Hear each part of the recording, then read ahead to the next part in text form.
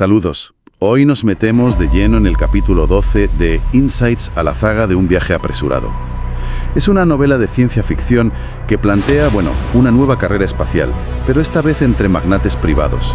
Hay una misión, la Águila Roja RB-13, una serie de advertencias que se ignoran y un final trágico. Este capítulo va mucho más allá del relato de un accidente. Es una exploración sobre cómo se construye la narrativa.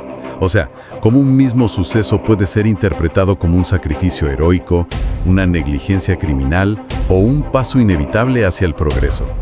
Y todo depende de quién tiene el micrófono. Analizaremos esa tensión entre la visión grandiosa y el coste humano real. El capítulo nos pinta un telón de fondo muy revelador. Se nos habla de una élite de magnates que, ante la evidencia del cambio climático, no buscan soluciones para el planeta. No. Planean su propio éxodo al espacio exterior. Lo fascinante aquí es el contraste, que es brutal, que se establece con el resto de la sociedad. El autor describe a la población mundial como sometida a la, y cito, peste irremediable de la distracción, totalmente absorbida por el flujo de dopamina de las pantallas. Hay una frase que a mí me dejó helada. Una tiranía orientada a desviar la atención. Es demoledora. Y es precisamente esa distracción masiva la que funciona como una cortina de humo perfecta. Claro, mientras todo el mundo está mirando el móvil, nadie se fija en que los ricos están construyendo sus cohetes para escapar. Es una relación casi simbiótica. La élite no solo se aprovecha de la distracción, la fomenta. Presentan sus planes de escape como un gran espectáculo mediático, un reality show para mantener a las masas entretenidas. Y así, lo que es un plan de huida egoísta se disfraza de sueño colectivo. Tenemos el escenario.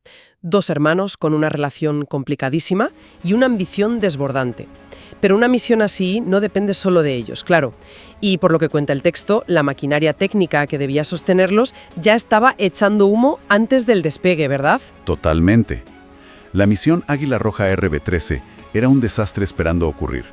Los propios ingenieros de NOAA le entregan informes alertando de, y cito, inminentes desperfectos y una multiplicidad de dificultades. Sobre todo en la reentrada, que es lo más crítico. Exacto, en la maniobra de reingreso a la atmósfera. ¿Y qué hace la dirección con esas advertencias? Pues lo que vemos es un manual de cómo crear un desastre corporativo. El informe del equipo de evaluación de riesgos es descartado, sin más. Y claro, esa información acaba filtrándose a la prensa. Recuerdo una escena en la que un periodista confronta a NOAA con unas declaraciones suyas del pasado sobre aceptar daños colaterales. Sí, y la cita es escalofriante por su frialdad. NOAA había dicho textualmente: algunos seres humanos fallecerán en el desarrollo de agenciar los objetivos que nos hemos propuesto. Es que esa frase, agenciar los objetivos, ni siquiera dice para explorar el espacio. Es un lenguaje corporativo totalmente deshumanizado para justificar la muerte. Y cuando el periodista le pregunta por ello, NOAA simplemente echa balones fuera, evade la pregunta. Pero aquí viene lo más inquietante. ¿Qué? El propio Philip, el astronauta, parece saber perfectamente dónde se está metiendo. ¿No puede ser? Un día antes del lanzamiento, le dice a su esposa, a Bruglan, quizás no regresaré de este vuelo. Un momento. Si los ingenieros lo sabían y la prensa lo intuía, el propio astronauta era plenamente consciente del riesgo. O sea, se lanza a ciegas o sabe a lo que se enfrenta. El texto sugiere que lo sabe. Su esposa le ruega que renuncie, que no lo haga.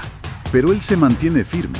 Alega una especie de código de honor, de lealtad a sus compañeros, e incluso llega a declarar a la prensa que prefiere arriesgar su vida antes que la de su piloto de reemplazo. Y así llegamos al día del lanzamiento, el 18 de mayo, que además es el aniversario de la compañía, para añadir más simbolismo a la jugada de marketing. Por supuesto. Y al principio todo parece ir bien. Sí, el despegue es un éxito. Hay un momento de falsa normalidad. La tripulación bromea sobre qué música poner.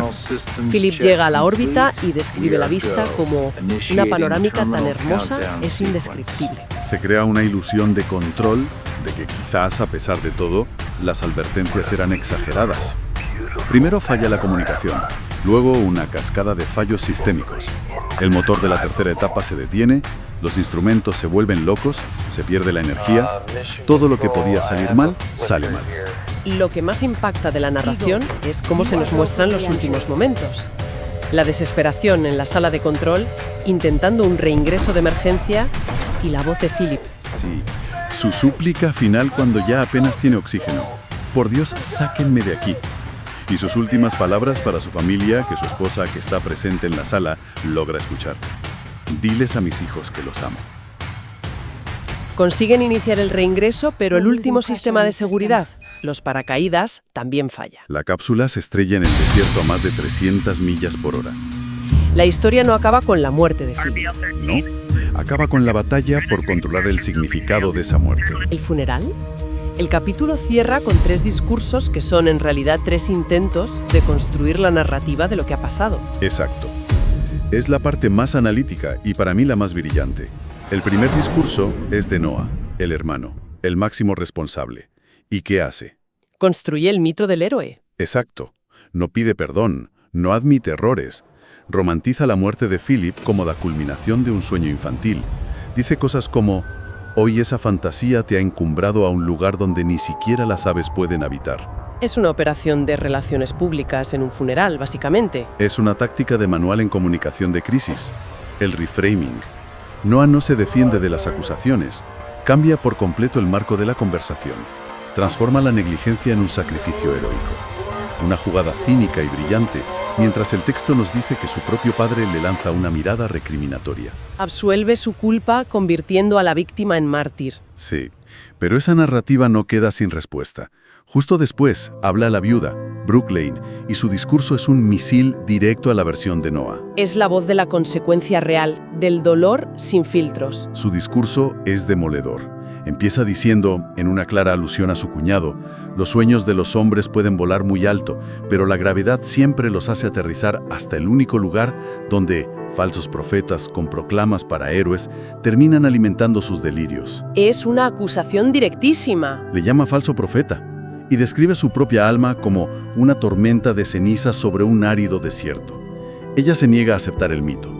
Para ella no hay héroes, solo hay delirios y cenizas. Tenemos entonces las 2 posturas, totalmente irreconciliables: el héroe y la víctima, la narrativa corporativa y el dolor personal. Y cuando parece que la historia se queda en ese callejón sin salida, aparece una tercera vía. La propone el teniente Harp Schwartzman, el mejor amigo de Philip. El piloto que debía reemplazarlo. Él mismo. Y su discurso es el más complejo e incómodo de los 3. Sí, porque empieza diciendo algo muy chocante. No puede haber culpables. ¿Cómo que no puede haber culpables después de todo lo que hemos leído?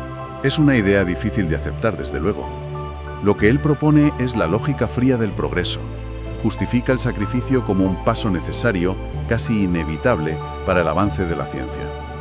Y utiliza una metáfora potentísima. Describe a Philip como una bala trazadora. ¿Una bala trazadora? Sí, una bala que brilla en la oscuridad. Él dice que la bala trazadora se sacrifica, arde y se consume para que los que vienen detrás puedan ver la trayectoria, corregir el rumbo y acertar en el blanco.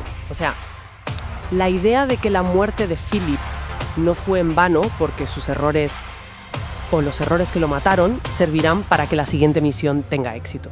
Es el progreso a cualquier coste. Es una visión terriblemente pragmática. Por un lado, la del visionario Noah, que romantiza el sacrificio para eludir su culpa. Cierto. Por otro, la de la víctima, Brooklyn, que denuncia la negligencia. Y finalmente, la del tecnócrata, Harp, que justifica la muerte como un dato necesario en la ecuación del progreso. Y lo más interesante es que el autor no nos dice cuál es la correcta. Nos presenta las 3 narrativas en crudo, sin juzgarlas. Nos muestra cómo un mismo hecho puede ser heroísmo, crimen o peaje necesario, y todo depende de la perspectiva de quien lo cuenta. La verdad se convierte en una batalla de relatos. Y el texto nos obliga a plantearnos una pregunta final, una reflexión que va más allá de la propia historia. Cuando la sociedad se enfrenta a estas situaciones, ya sea en la exploración espacial, en la inteligencia artificial, en la industria farmacéutica, donde el progreso implica un sacrificio, ¿qué narrativa tendemos a aceptar más fácilmente? La del héroe que se inmola por un futuro mejor. La de la víctima inocente de una negligencia inaceptable. O la del peaje inevitable que hay que pagar para avanzar. Exacto.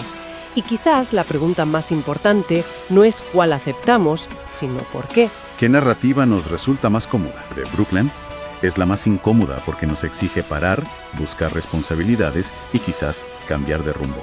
La elección de la historia que nos contamos revela mucho sobre nuestros propios valores. Una pregunta que, sin duda, se queda resonando.